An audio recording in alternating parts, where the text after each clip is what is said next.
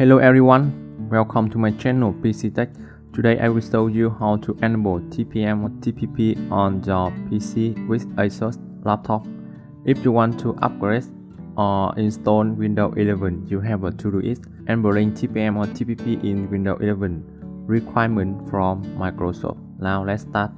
This is Windows 10. First you go to search and type PCTech and run app. This app will help to check your PC meets the Windows 11 system requirement or not. You click check now, see all result. As you can see, my computer meets its own system requirement for installing Windows 11. Now I just need to enable TPM to complete. If this is yellow color, it means you can enable TPM on your PC. If it is red color, it means you cannot enable. Your computer don't have TPM. This is instruction to enable TPM-TPP on ASUS laptop. With Intel mainboard ROG test file line 08 gaming Wi-Fi. Step 1. Press the delete button continuously when ASUS logo or ROG appear when laptop start.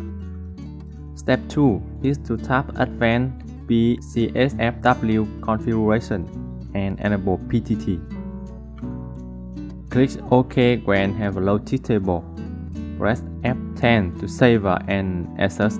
With AMD mainboard ROG X570E gaming.